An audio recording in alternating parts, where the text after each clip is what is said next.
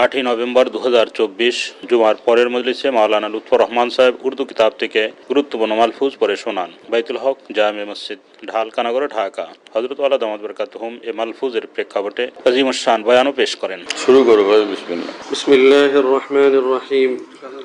मवाहिब रब्बानिया की तरफ থেকে বলা হচ্ছে, फरमाया कि जिसको अल्लाह वालों से मिलकर खुशी न हो, ये दलील है कि उसके दिल में अल्लाह की मोहब्बत नहीं है। হযরত রহমতুল্লাহ আলী বলেন, যে ব্যক্তি আল্লাহওয়ালাদের সাথে সাক্ষাৎ করে খুশি হয় না, এটা দলিল হলো, এটা প্রমাণ যে তার অন্তরে আল্লাহ তাআলার मोहब्बत নেই। एक शख्स कहता है मुझे कबाब से बहुत मोहब्बत है और गली से आवाज़ आती है कबाब वाला, लेकिन उसके क़ल्ब पर कोई कैफियत नहीं आती और वो ये नहीं कहता कि अज़कुजा मी आयत ई आवाज़ दोस्त, कि ये मेरे दोस्त की आवाज़ कहाँ से आ रही है, तो मालूम हुआ कि ये शख्स आशिक़े कबाब नहीं है। एक व्यक्ति बोलते থাকে আমার কাছে কাবাব অনেক পছন্দনীয়, কোথাও থেকে এই আওয়াজ আসলো কাবাবওয়ালা, কিন্তু এই আওয়াজ শুনে তার অন্তরের মধ্যে কোনো টান পয়দা হয় না। সে কথা বলে না কোত্থেকে আসলো এই প্রিয়ের এই আওয়াজ। তো বোঝা গেল সে আসলে প্রকৃতপক্ষে কাবাবের আশিক না, কাবাবের প্রতি সে আসক্ত না। इरशाद फरमाया के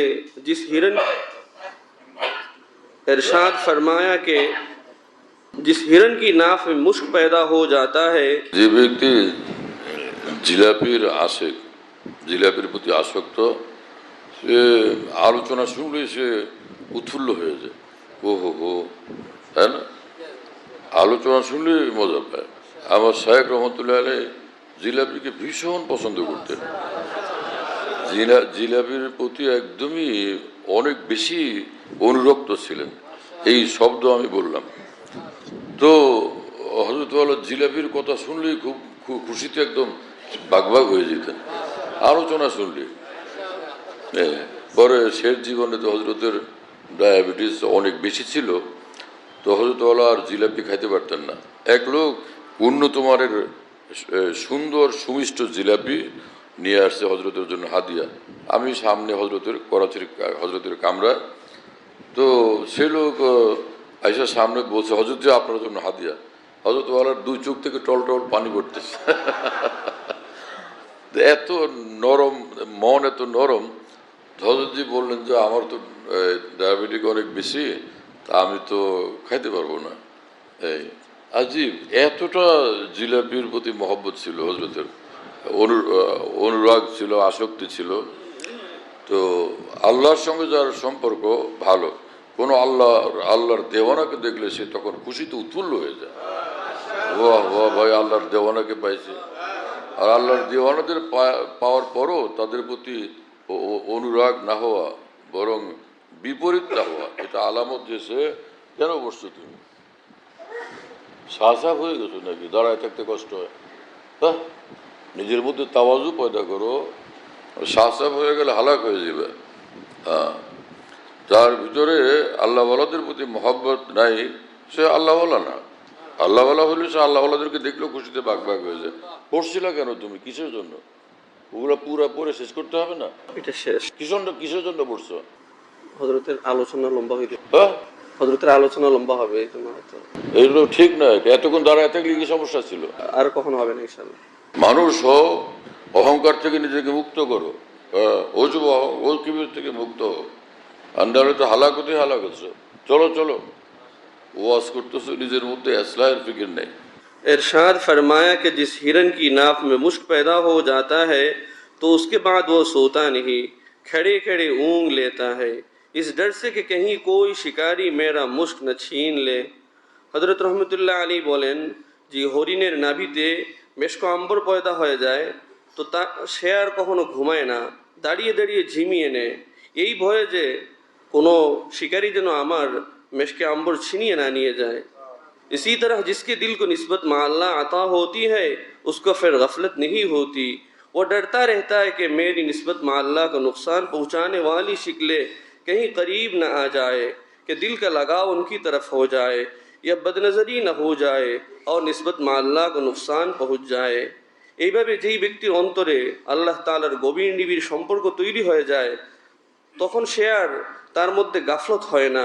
সে এই ভয়ে থাকে, না জানি আমার নিসবত মা আল্লাহর কোনো ক্ষতিকর কোনো চেহারা সুরত আমার সামনে না চলে আসে, এদের সাথে আমার মনের টান না লেগে যায়, কুদৃষ্টি না হয়ে যায়, আল্লাহ তাআলার নিসবতের মধ্যে কোনো ক্ষতি সৃষ্টি না হয়, এই ফিকিরে থাকে। আল্লাহ তাআলা আমাদেরকে ফিকির মন জিন্দেগি নসিব করেন। তাল্লুক মা আল্লাহ বা নিসবত মা আল্লাহ এক আজিমুসাহ নূরকে বলে, যে নূর অন্তরে আল্লাহ পাক যখন দান করেন তো ওই বান্দার সর্বক্ষণ তাওয়াজ্জুহ ধ্যান আল্লাহ পাকের দিকে কায়েম থাকে।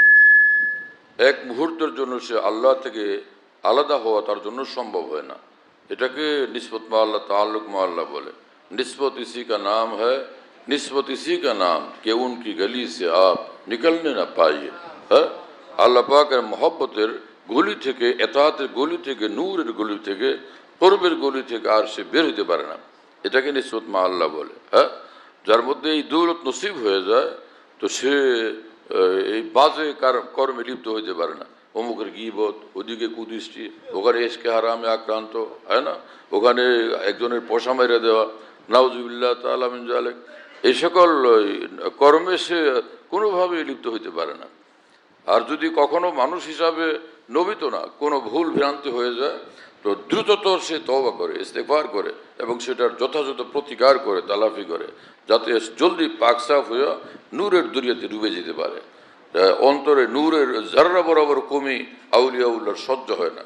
বরদিলে সালেক হাজার কম্বুয়াত, গরজে বাগ দিল খেলালে কম্বুয়াত।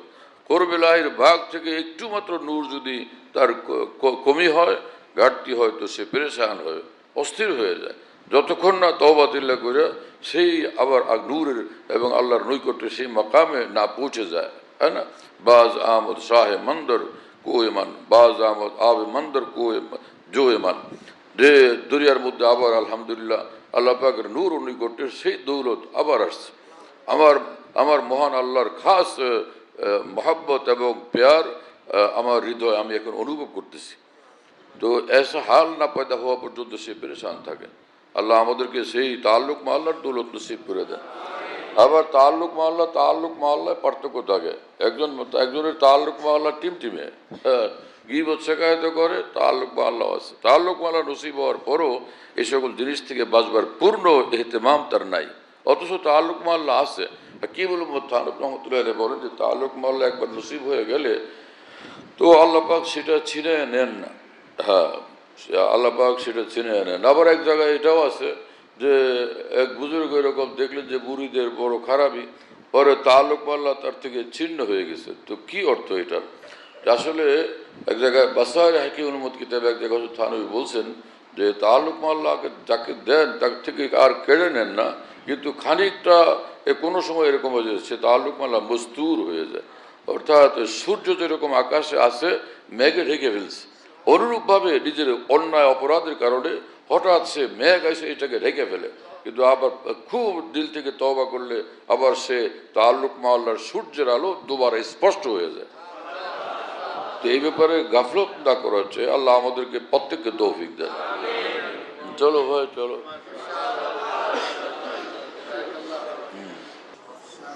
ওই সময় কিসা শুনাইতেছিলাম না, যে বান্দির কিসা, কিন্তু সেটা যা ছিল ওইটা আমি ওই সময় ভুলে গেছিলাম, মানে ছেড় ওইটা। তো পরে আমার বয়ান শেষ, নামাজের দাঁড়াবো, ওইটা ছেড় মনে হয়েছে। পরে আমার দিলে আসছে যে আম মাজমাতা আল্লাহ পাক আমার ভুলাই দিয়েছেন ওই শব্দ, যে এসা শব্দ সেটা ভুলাই দিয়েছেন পুরা, যে ওইটা আমার মুখ দিয়ে আসেই নাই, আমি কল্পনা করেও সেটা হাজির করতে পারি নাই। হালাকে সেটা ছিল এই যে এখন তো তোমরা আছো বাস ঠিক আছে।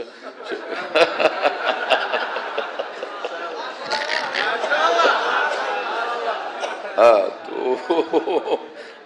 ওই মহিলা তার স্ত্রী তখন বলছেন এই চুনি খুশিয়া নামাজ, এই চুনি খুশিয়ার দশা এই, আর নামাজ এইরকম নিমগ্নতার সাথে। এই চুনি খুশিয়া নামাজে এই চুনি। দেখো ওই সময় এটা একদমই ইয়াদ আসে না আমার। আল্লাহ তাআলার মেহেরবানি ছিল।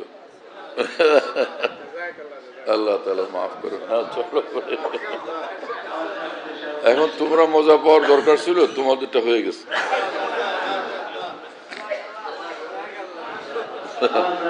সে তো টেস্ট করছে যে দেখি হুজুর কোন মাকামে আছে। চলো, আমাদের ঢালকানগর খানকাহে যেখানে আমি আছি, খানকা ইয়াদগারে হাকিমুল উম্মত।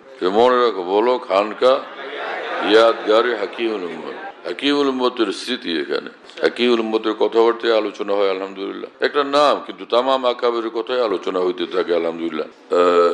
বাইতুল হক জামে মসজিদ, ছাপড়া মসজিদ বলে। 5 তলা বিল্ডিং, ওটার নাম ছাপড়া মসজিদ। সেই পুরানো নাম এটা আছে। তো ছাপড়া মসজিদ, সেখানে মাসিক ইজতেমা হয় প্রত্যেক ইংরেজি মাসের 2য় বৃহস্পতিবার। আসর থেকে শুরু হয়, রাত 10টা পর্যন্ত, 10:30 পর্যন্ত হয়। তো ওখানে শরীক হওয়ার জন্য চেষ্টা করবেন ইনশাআল্লাহ। খানকা বিডি এই অ্যাপস, এটা খুলতে পারলে ওর মধ্যে বয়ান, কবিতা, বুকস ইত্যাদি সব একসঙ্গে পাওয়া যায়। খানকা বিডি হলো এরকম, স্পেলিং হলো KHANQAH, এর সঙ্গে লাগালাগি বিডি, খানকা বিডি। এই অ্যাপসটা খুললে ওর ভিতরে বয়ানগুলো পাওয়া যায়। এটা ডাইরেক্ট শোনা যায় কি, এবং ডাইরেক্ট শোনা যায়। হযরতুল্লাহ দামাত বারাকাতুহুর বয়ান, যেখানে বয়ান করেন, সব বয়ান নেটের মাধ্যমে, টেলিগ্রামের মাধ্যমে পাওয়া যাচ্ছে। হযরতুল্লাহ দামাত বারাকাতুহু যখন বয়ান করেন, বয়ানটা আমরা দেশ বিদেশ থেকে, দুনিয়ার যে কোনো জায়গা থেকে আমরা পেতে পারি। এই জন্য মুফতি শহীদুল ইসলাম শাহ হুজুরের নম্বরে যোগাযোগ করবেন, 01715 80 18 69, 80 18 69, 01715 80 18 69। যাতে মনে থাকবে ইনশাল্লাহ সবার।